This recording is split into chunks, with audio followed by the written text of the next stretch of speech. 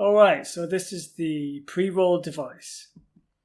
And this device, the idea for this device came when I was transcribing some drum patterns by hand from one of my favorite bands, which is a great learning exercise actually. And one thing I noticed is when it came to transcribing drum rolls on the snare, for example, it wasn't so easy to get something that sounded realistic because you not only have the internal pattern between the hands, what's happening is that maybe it also eases in or out gradually over time.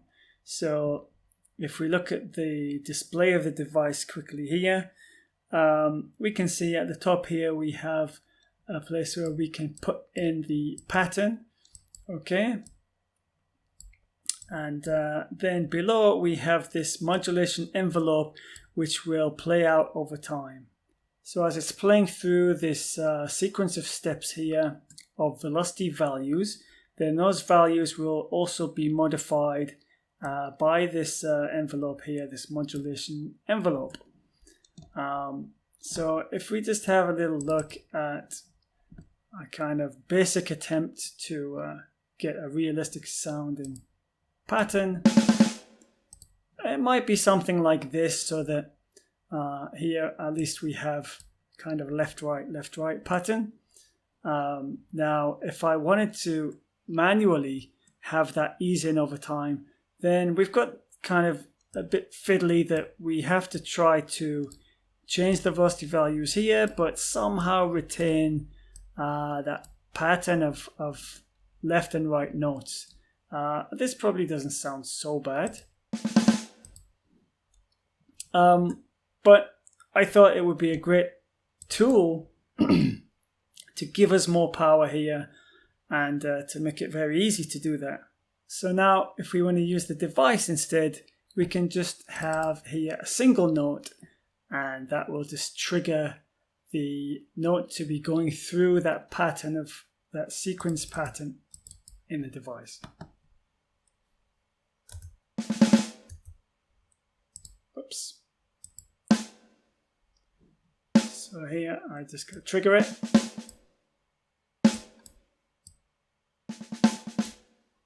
And in this case, as we're manually triggering the device, then that pattern will keep playing until we release the trigger. Okay, the actual note end will not finish the pattern. So we can keep it going however long we like. So the functionality here is also influenced by these kind of old beat repeat FX, such as Insta-Jungle or something. And of course, if we crank up the speed of the steps here, we can get these kind of crazy drum drills going on.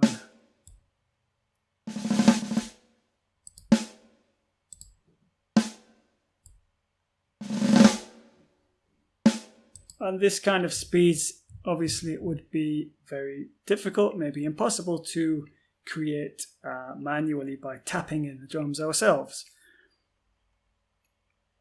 Since we have 8 units here, we can easily set up like many different kinds of patterns and modulations and trigger them very easily with a MIDI controller in a live context. So let's go into the details here and have a look what we have. The top here, as I said, we can create a little pattern, okay? And the number of steps is defined here. So we could just have 2 steps, right? Or we can go up to 16 steps. Just have to populate that. By default, the extra steps will be at 0 velocity, which of course will not play anything. Which also raises a point that we can also create patterns which have missing notes. So we can get some very interesting kind of sounds coming out of that.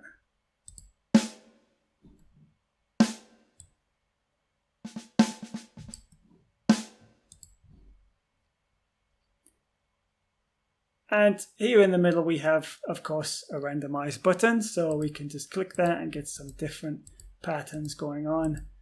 Now with the function here, we can just click to create a new breakpoint anywhere, and we can move that where we like. If we want to delete it, we can hold down Shift and click, and also, oops, like there, I don't want that. And also we can change the curve if we hold down Alt or Option key and modify that curve to get some nice, flexible, nuanced modulations happening.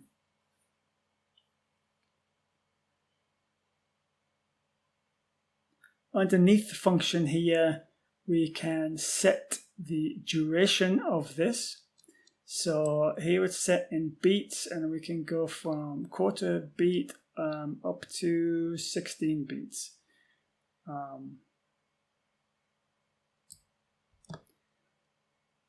Now, next to that, we also have a humanize slider. So what this will do is just this is an extra step so that any velocity value coming through will have a random value added or subtracted from it, depending on the scale of the humanize value here. Just to add a little bit of variation, again, to make it sound a bit more realistic, a bit more human. And while we're talking about the function here, also, we can see that we have either we can set it so that this function will loop itself, so that as here it's set to 8 beats, if I'm still holding down that trigger button, as it reaches the end of the 8 beats, it will start again. If we don't want that, we can have it just to play through once, and in that case, whatever is the final value here, that will be the modifier for the velocity values after the function is continued.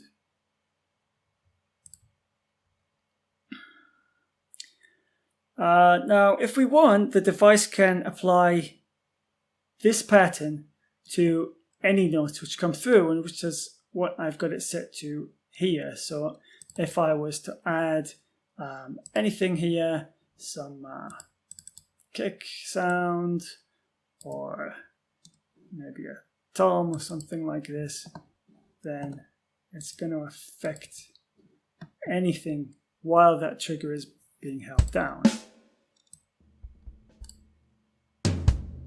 Let's just lift that up.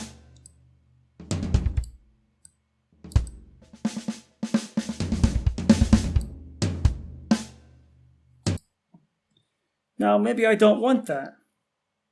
So in this case, we can change this. So for this particular unit, now we can set it to function only when on a particular note that comes through, or a particular range of notes. Here we have minimum and maximum. So in this case, actually I've set one up here, that this is only going to affect one note here. So let's just quickly look at how that would work here. I'm just going to activate this note. So now this is the only note which will be affected by the device.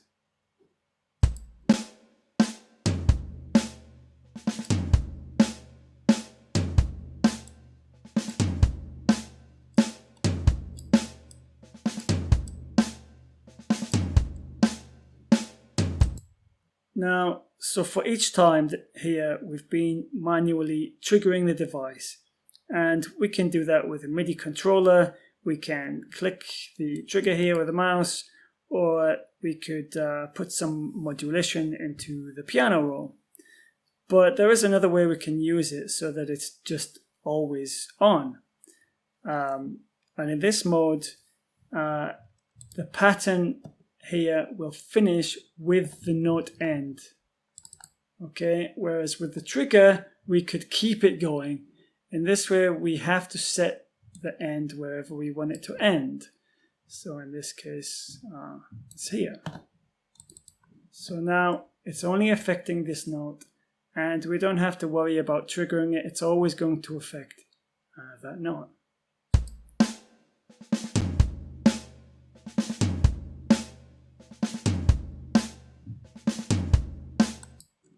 And what I did here, which is one of the ways that I like to use this, is by simply duplicating one of the cells here. Here I duplicated the, if we're using drum rack, of course. Here I duplicated the snare hit, and I put it here in the E4 slot. So what is happening here is that in this pattern, we have the normal snare, and we can program that snare, we can trigger that snare live, but we can also have this one, which is a specific one, and we could change the name here to be whatever we like, right? We could have pre-roll snare, and actually we could have many different patterns affecting it. So here, if we take this one off and put this one on, here again I'm just affecting that single note.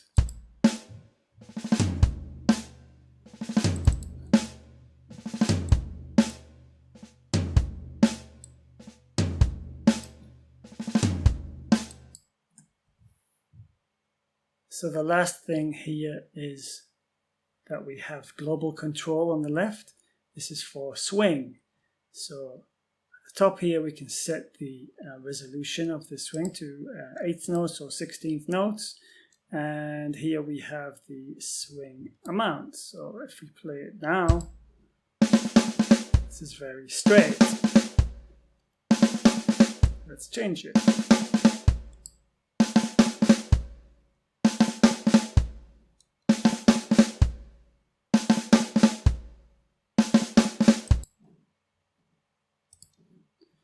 Now, it's probably worth pointing out also, if we have two units here which are targeting the same note, then whichever is the one on the left will take control, and that processing will not continue to the next unit. So this one is which one will happen. If we keep them both on, we could probably see that. Yeah.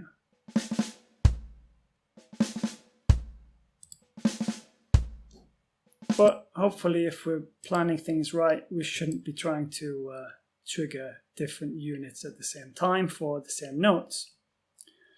So here we can have some units triggering all the notes, some units triggering specific notes. We can have different speeds, we can have different step lengths, we can have completely different modulation. This just gives us the power to easily trigger these nuanced dynamic patterns, which otherwise would be quite fiddly to create.